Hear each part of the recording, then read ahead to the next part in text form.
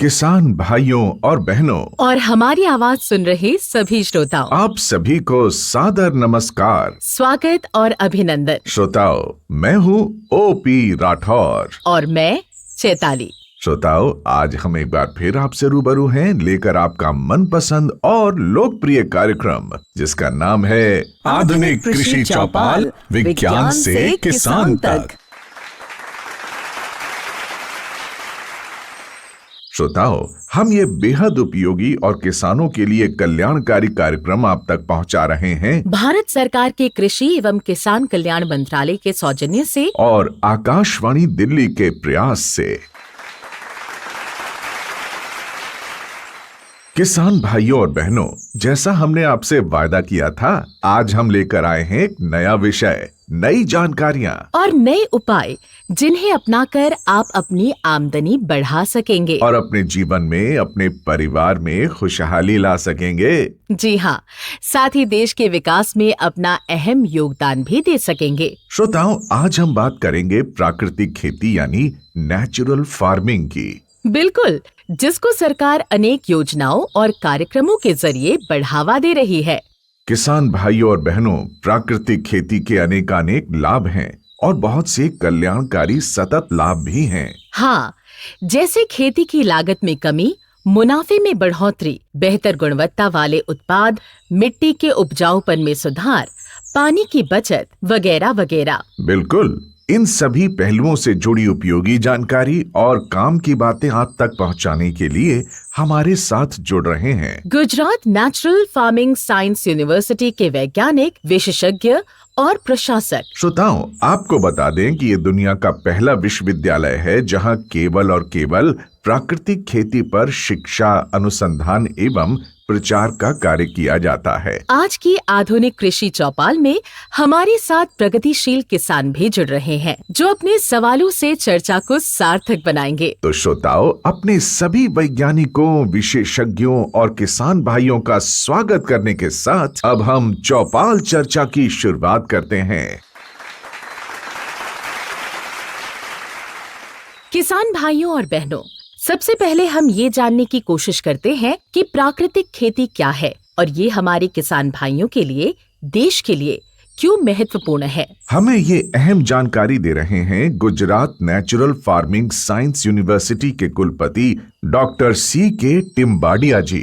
Gujarat natural farming science university जो एक गुजरात और देश का गौरव बन चुका है, प्राइम मिनिस्टर ऑनरेबल नरेंद्र भाई मोदी साहब का जो एक विजन से देश और दुनिया की पहली प्राकृतिक कृषि यूनिवर्सिटी यहाँ पर स्थापित हुई है। और रही बात प्राकृतिक कृषि की, प्राकृतिक कृषि ये सिर्फ कृषि पद्धति नहीं है।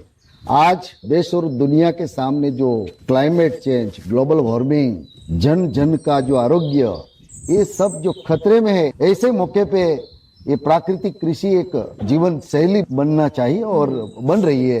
प्राकृतिक कृषि ये रसायन मुक्त खेती, भारत कृषि प्रधान देश में हमने बहुत सारा पहलू देखा, ग्रीन रिवॉल्यूशन लेके रासायनिक खेती का भी प्रभाव देखा। आज जो उनका जो दुष्परिणाम हमें मिल रहा है, इसमें से जो बाहर निकलने का एक ही तरीका प्राकृतिक खेती है। प्राकृतिक खेती यानी कि कुदरती प्रकृति को साथ में रख के किसान के अपने फार्म पे देसी गाय का द्रव्य का प्रयोग करके रसायन ने जो खत्म किया है, वो जमीन की उर्वरा शक्ति वापस लाके किसान को अच्छी एक आमदनी की ओर, समृद्धि की ओर और आत्मनिर्भर बनाने की ओर जाने के लिए एक उत्तम प्राकृतिक कृषि पद्धति है। प्राकृतिक कृषि का जो आयाम है, खास करके देसी गाय जो है और उनके जो द्रव्य है, उसमें जो विज्ञान पाया गया, गौ के गोबर में 1 ग्राम गोबर में 300 से 500 करोड़ जो सूक्ष्म जीव और अपनी भूमि में उनकी रसोई तैयार करते हैं, ऐसे माइक्रोब्स को बढ़ाने का एक बायो फॉर्मुलेशन गौ द्रव्य से बना के हम बीजामृत, जीवामृत, घन जीवामृत ये गौ द्रव्य से प्रयोग करके मीन्स बायो फॉर्मुलेशन बना के प्रयोग करते हैं और उनका अच्छा अभी जो परिणाम मिल रहा है। हम जब प्राकृतिक कृषि की ओर शिफ्ट होते हैं तो गौ द्रव्य से बनाया गया बायो फॉर्मुलेशन का प्रयोग और आच्छादन और मिश्र पाक पद्धति, वापसा निर्माण और बायोडाइवर्सिटी जो खड़ी करने की जो किसान में समझ आ गई है, और ये भूमिका तैयार होने के बाद प्राकृतिक कृषि की जो फसल या पैदावार आ रही है वो देख के किसान और हम वैज्ञानिक भी आज अचंभे में हो गए हैं कि इस तरह का गुणवत्ता युक्त उत्पादन ये सब प्राकृतिक कृषि के माध्यम से मिल सकता है। इसी सिलसिले में ये जानना भी जरूरी है कि कौन कौन सी फसलें प्राकृतिक खेती के लिए अधिक उपयुक्त हैं, किन से बेहतर परिणाम मिलते हैं। ये उपयोगी जानकारी देने के लिए हमारे साथ जुड़ रहे हैं नेचुरल फार्मिंग यूनिवर्सिटी के निदेशक प्रसार शिक्षा डॉक्टर R.A. गुर्जर। भारत में अलग अलग जगह पे अलग अलग वातावरण है और प्राकृतिक कृषि में आप हर प्रकार के पौधे और हर प्रकार की किस्म के धान, दलहन और अन्य पाक कोई भी किसान भारत के किसी भी कोने में उगा सकता है। प्राकृतिक कृषि में सबसे बड़ा महत्व ये है, आप जो भी उगा रहे हैं उनको एक दूसरे के साथ उगाना है, जिसको हम मिक्स फार्मिंग बोलते हैं। मिक्स फार्मिंग करने के कारण मल्टीपल क्रॉप के बीच में एक माइक्रो क्लाइमेट डेवलप होता है और वो माइक्रो क्लाइमेट हर एक पौधे को हेल्प करता है और इसके कारण हम किसी भी प्रकार की खेती प्राकृतिक खेती के साथ कर सकते हैं। श्रोताओं, अब हमारे साथ जुड़ रहे हैं नेचुरल फार्मिंग यूनिवर्सिटी के निदेशक अनुसंधान डॉक्टर गोपाल वडोदरिया जी। स्वागत है डॉक्टर साहब। हम आपसे जानना चाहते हैं कि प्राकृतिक खेती के लिए उपयुक्त फसलों के बीज कैसे उपलब्ध होते हैं और इन बीजों का कैसे उपयोग किया जाता है। जो स्थानीय जाते हैं, जैसे स्थानीय किस्में बोला जाती है, उसका ज़्यादा महत्व है क्योंकि स्थानीय किस्में है उसमें स्थानीय जलवायु के सामने, मिट्टी के सामने, रोग कीटों के सामने अधिक अनुकूलित होती है और इसमें उत्पादन क्षमता है वो स्थायी रहती है। जैसे साल भर साल उसकी उत्पादन क्षमता ऊपर नीचे नहीं होती, वो स्थायी उत्पादन क्षमता रहती है। साथ ही साथ ये बीज को हम सुरक्षित रख सकते हैं और अगली पीढ़ी तक ले जा सकते हैं, यानी किसान आत्मनिर्भर बनता है, उसे बाजार से कोई नए बीज खरीदने की जरूरत नहीं रहती, वो अपना ही जो स्थायी बीज है वो यूज कर सकते हैं। इसलिए हम प्राकृतिक कृषि में महत्वपूर्ण ये है कि बाहर से कुछ भी नहीं लाना, बीज भी नहीं लाना, कोई घटक भी नहीं लाना, सभी अपने खेत का ही यूज करना है और प्राकृतिक खेती करना है, जिससे किसान आत्मनिर्भर बन सके और उसका जो उत्पादन का खर्च है, लागत है, वो कम हो जाए और उसकी उत्पादन क्षमता बढ़ जाए। अब हमारे एक किसान भाई का सवाल है, कुछ शंका है। मैं सर से ये जानना चाहता हूँ कि प्राकृतिक खेती और ऑर्गेनिक फार्मिंग दैट मीन्स जैविक खेती का तफावत क्या है सर? हम चाहते हैं डॉक्टर टिम्बाडिया जी इस शंका का समाधान करें। प्राकृतिक कृषि जो है वो माइक्रोब्स की खेती है। माइक्रोब्स यानी कि सूक्ष्म जीव की, और सूक्ष्म जीव जो है वो गौ माता के शरीर से हमें मिलते हैं, लेकिन 33 करोड़ से अधिक सूक्ष्म जीव गाय से जो शरीर से जो पाया जाता है वही है। तो कहने का मतलब यह है प्राकृतिक कृषि ये सूक्ष्म जीवों की खेती है। सूक्ष्म जीव ही अपनी वनस्पति का रसोई तैयार करने का काम अपनी भूमि खेत में करते हैं। तो इनको बढ़ाने की जो ज्यादा प्रवृत्ति होती है वो प्राकृतिक कृषि में होती है। ऑर्गेनिक फार्मिंग के बारे में आपको बताओ तो सबसे बड़ा जो हम मैन्यूर का प्रयोग करते हैं, यानी कि खाद का प्रयोग ऑर्गेनिक फार्मिंग में होता है, तभी हम पाक को पोषक तत्व पूरा पा सकते हैं। यहाँ पर सेंद्रिय खेती ये एकदम खर्चाल खेती है, उसमें किसान को सभी जो बायो इनपुट है वो बाहर से लाके खेती करना पड़ता है। और यहाँ पर हमने बताया सिर्फ एक गाय का पालन करे, बाकी सब फसलें अपनी हो, किसान अपने फार्म पे ही अपने पाक अवशेषों का उपयोग ज्यादा रिसाइकलिंग मल्चिंग में करे, जीवामृत, बीजामृत और घन जीवामृत अपने घर पे ही बनावे और मिश्र पाक वो तो जड़ है प्राकृतिक खेती की। इनकी जानकारी लेके सिर्फ टेक्निकल ट्रेनिंग लेके ये काम आगे बढ़ा सकता है, उसमें इन्वेस्टमेंट की ज्यादा जरूरत नहीं है। प्राकृतिक कृषि में जो किसान की फसल जो पूरी विधि अपनावे तो कम नहीं होती। ऑर्गेनिक फार्मिंग में चाहे भी हो अति खर्च करने के बावजूद भी उसमें इतनी इनकम नहीं मिलती। प्राकृतिक खेती में जुताई करने की जरूरत नहीं है, ऑर्गेनिक फार्मिंग है उसमें जुताई, उसमें मोनोक्रॉपिंग, प्राकृतिक खेती में मिक्स क्रॉपिंग, इतना सारा तफावत है। फिर भी आज हमें लगता है कि पूरे देश के लोगों को इनकी जानकारी नहीं है। प्राकृतिक कृषि में रोग और कीट उनका भी इतना आक्रमण नहीं होता है। ऑर्गेनिक फार्मिंग में यदि किसान जरा भी चूक लगावे और बायोपेस्टिसाइड का प्रयोग समय पे नहीं किया और केयर नहीं ली तो वो क्रॉप फेल होता है। डॉक्टर गोपाल वडोदरिया जी, हमारे किसान भाई जानना चाहते हैं कि जलवायु परिवर्तन की चुनौती से प्राकृतिक खेती कैसे निपटेगी। क्या ये भी प्रभावित होगी? प्राकृतिक खेती एक ऐसी प्रणाली है जो आज के बदलते जलवायु परिवर्तन में फसल को टिका सकती है। प्राकृतिक खेती में जैसे हमारे माननीय वाइस चांसलर सर ने कहा कि हम सूक्ष्म जीवों की खेती करते हैं। सूक्ष्म जीवों की खेती करने से हमारी जमीन की जो फर्टिलिटी है, प्रोडक्टिविटी है, वो बढ़ती है, उसकी पोरोसिटी बढ़ती है और इसके कारण जब अतिवर्षा होती है तो हमारी जमीन ज्यादा जल धारण कर सकती है, जिससे बाढ़ नहीं आ सकती। साथ ही साथ जमीन जिंदा होने के कारण उसमें सूक्ष्म जीवाणुओं की एक्टिविटी बढ़ती है, जिससे माइक्रो एग्रीगेट्स और माइनर एग्रीगेट्स बनते हैं, जिसमें हमारा कार्बन सिक्वेस्ट्रेशन भी ज्यादा होता है, जिससे ग्रीन हाउस गैसेस है उसको भी हम स्थापित कर सकते हैं प्राकृतिक कृषि से।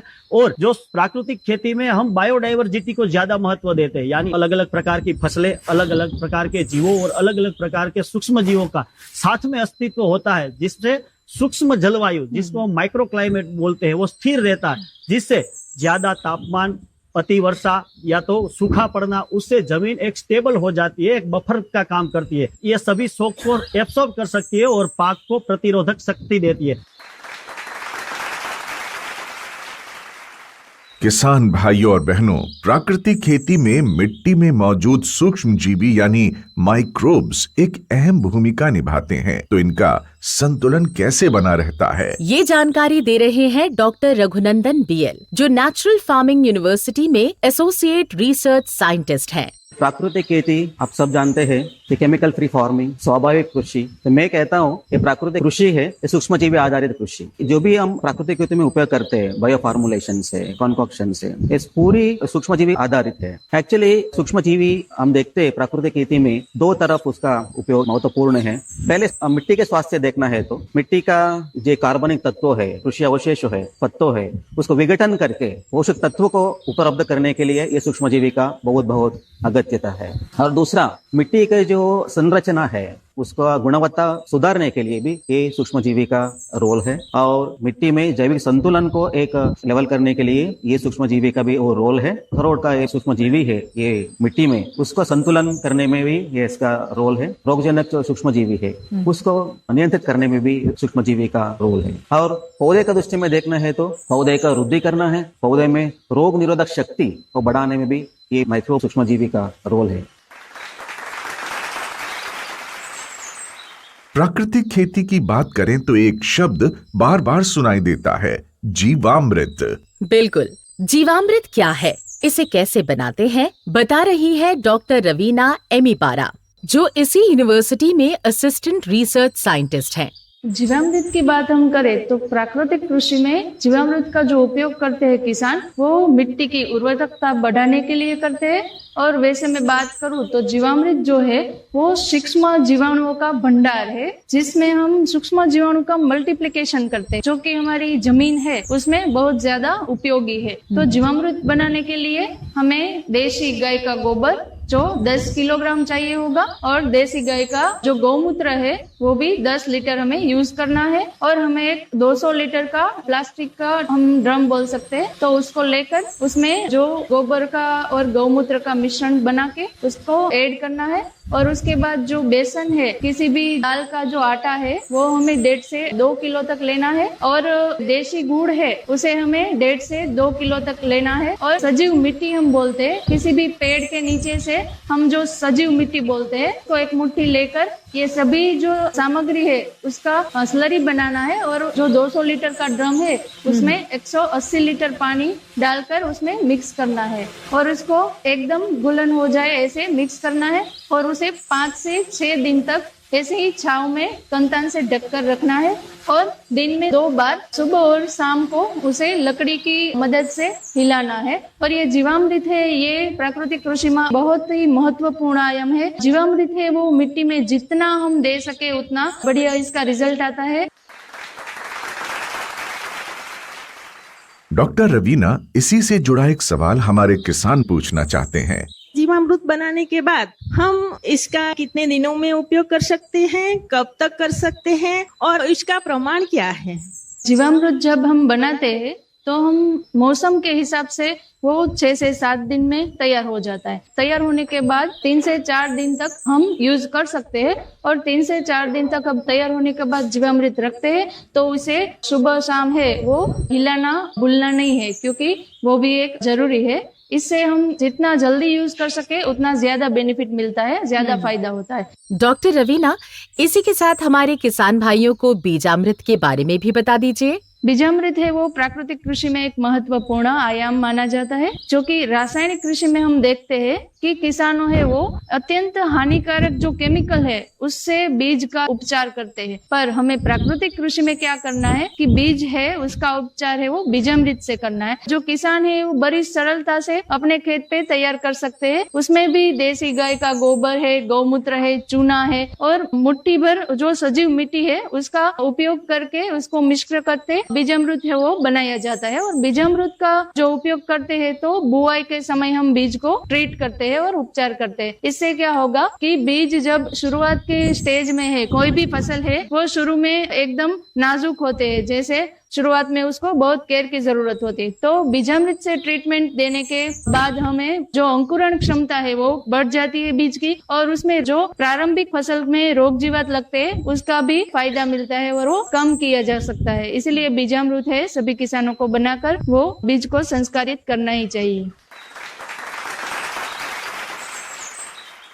प्राकृतिक खेती में घन जीवामृत का भी जिक्र आता है। जी, ये क्या है जानते समझते हैं डॉक्टर अल्पेश भिमानी जी से, जो नेचुरल फार्मिंग यूनिवर्सिटी में असिस्टेंट रिसर्च साइंटिस्ट है। घन जीवामृत वो एक जीवामृत का सूखा रूप जिसको बनाने के लिए देसी गाय के सूखे गोबर का प्रयोग होता है। इसके लिए 1.5 फीट ऊंचा सूखे गाय का गोबर का बेड बनाना है, और इस बेड की लंबाई और चौड़ाई हम कितनी भी ले सकते हैं, लेकिन ख्याल रहे कि बेड की ऊंचाई सिर्फ 1.5 फीट ही हो, उससे ज्यादा नहीं। और एक बात ख्याल रखनी है वो है कि इस बेड को छांव में बनाना है जहाँ पे सीधा धूप और पानी ना गिरे। और इस बेड को बनाने के बाद इसमें लकड़ी से छिद्र बनाने, और वह छिद्र 1 फीट अंतर पे जिगजैग पैटर्न में होने चाहिए। अब इस छिद्र को 100 किलोग्राम सूखे गाय के गोबर में 20 से 30 लीटर जीवामृत से हम उसको भर देते हैं। उसके बाद जीवामृत है वो पूरे बेड पे फैल जाएगा, और उसको 7 दिन के लिए हम वैसे ही छोड़ दे। उसके बाद पावडे से उसको मिश्रित कर दे। अब इस विधि को दूसरी बार हम रिपीट करेंगे 7 दिन के बाद, फिर से उसी साइज का बेड बना ले। और घन जीवामृत है वो डीएपी खातर की तरह हम बीज बोने से पहले प्रति एकड़ 1 टन कम से कम जमीन में दे सकते हैं। डॉक्टर अल्पेश, प्राकृतिक खेती में किसान भाई जो मेहनत करते हैं, क्या उसका पूरा फल मिल पाता है उन्हें? क्या करना चाहिए इसके लिए?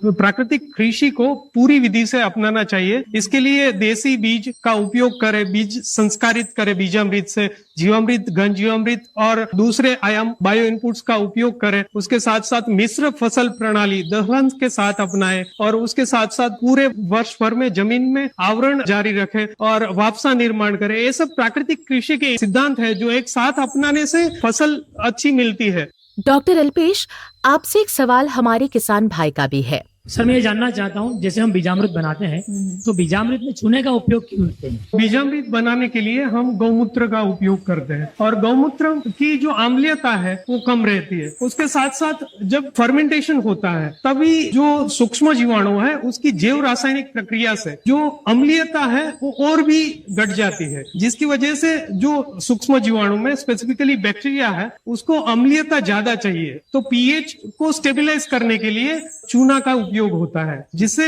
7 से ज्यादा पीएच मेंटेन हो सके। डॉक्टर रघुनंदन, प्राकृतिक खेती में सप्त धान्य अंकुर अर्क का नाम भी आता है, ये क्या है और इसके क्या लाभ हैं?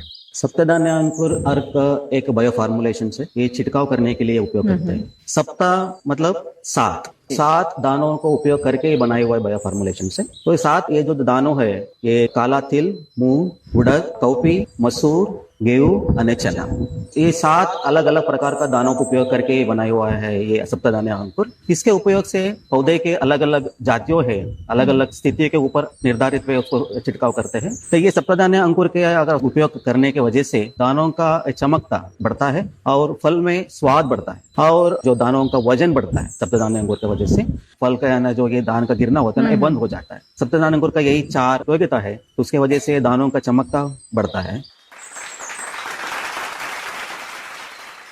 किसान भाइयों और बहनों, अब हम बात करेंगे प्राकृतिक खेती से सीधे लाभ की। यानी प्राकृतिक खेती से प्राप्त उत्पादों की बाजार में बिक्री की, मार्केटिंग की। हमारे साथ है नेचुरल फार्मिंग यूनिवर्सिटी के अमरेली स्थित कॉलेज के प्रिंसिपल डॉक्टर स्वप्निल देशमुख। प्राकृतिक खेती कोई नई पद्धति ऐसा कुछ नहीं है, हम पीढ़ी दर पीढ़ी ये खेती करते आ रहे हैं, तो इसमें लागत खर्च सबसे कम है। जैसे मैं हमारे प्रयोगों की बात करूं तो केमिकल फार्मिंग के कंपेयर में जो प्राकृतिक खेती करते हैं उसमें 2.5 गुना तक आपका खर्च कम रहता है।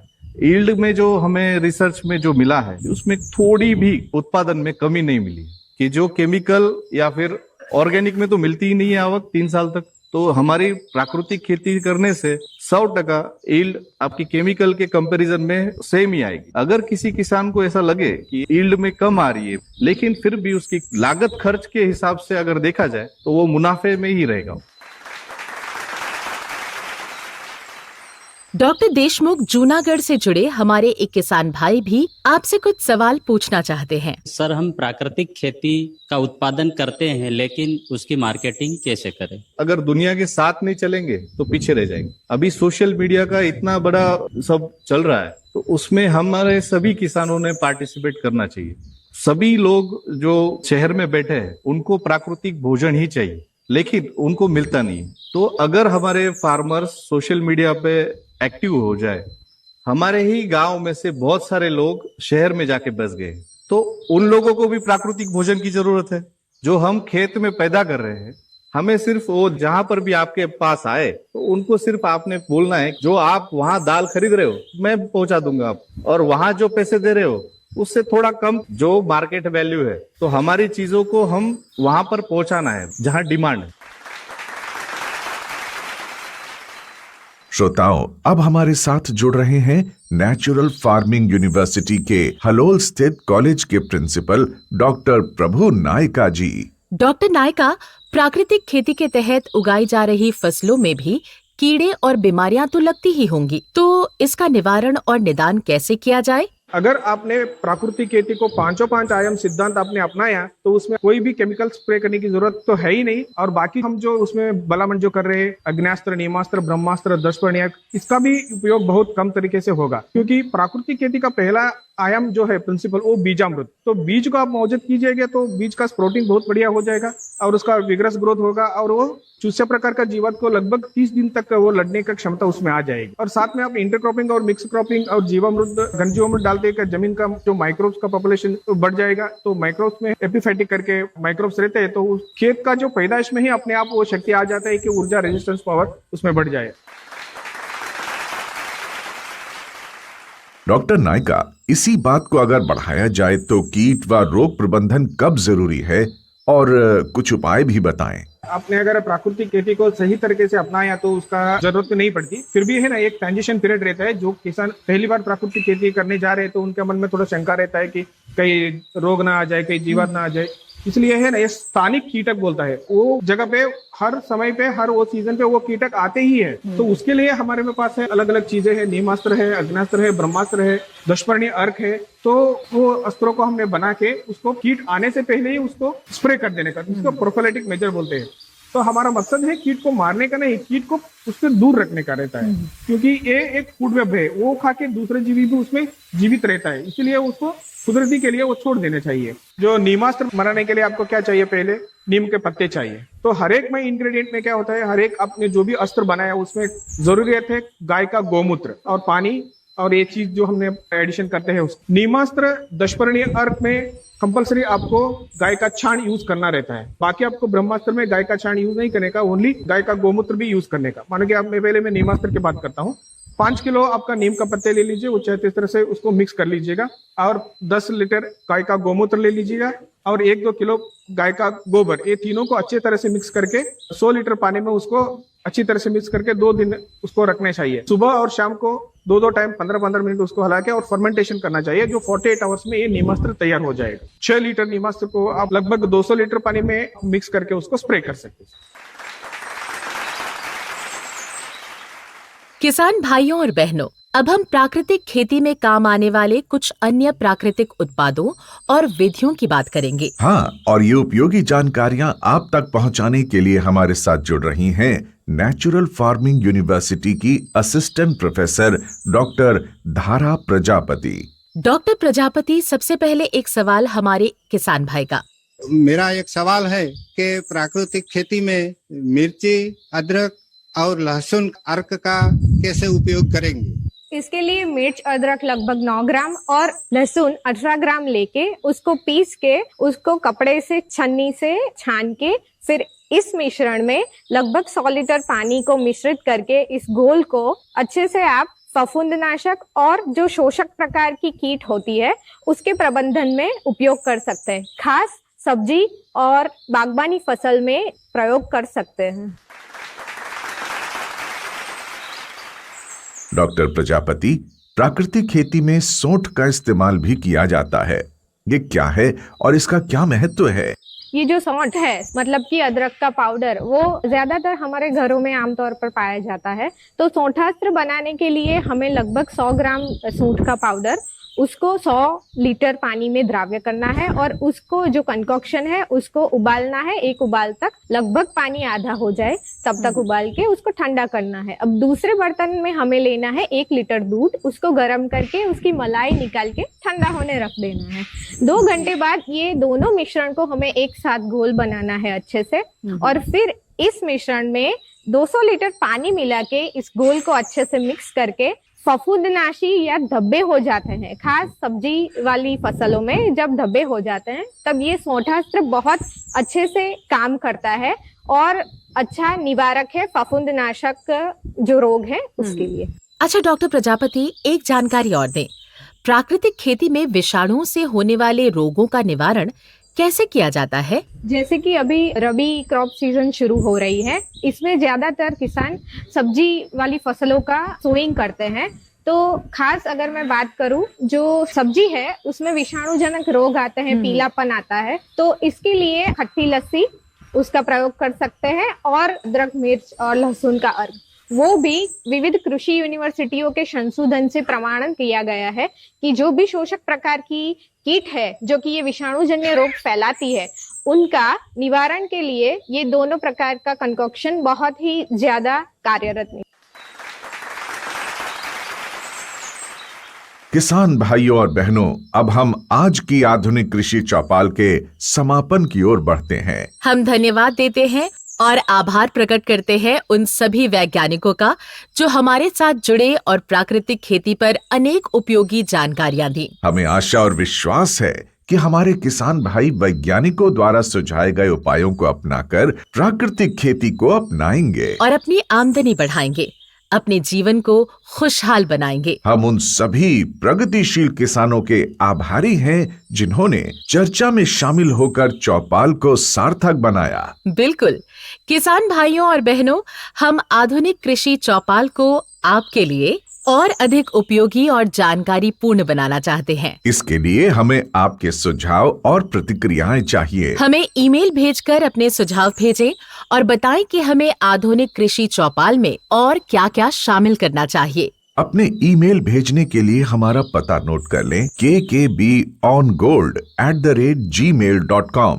ईमेल पता एक बार फिर सुने और नोट करें, kkbongold@gmail.com। श्रोताओं, अब समय है आपसे विदा लेने का, लेकिन इससे पहले आपको बता दें कि हम फिर जल्दी ही आपसे रूबरू होंगे आधुनिक कृषि चौपाल की एक नई कड़ी लेकर, एक नए विषय और कई नई जानकारियों को लेकर। तब तक के लिए हमारे सभी श्रोताओं को हार्दिक शुभकामनाएं और नमस्कार।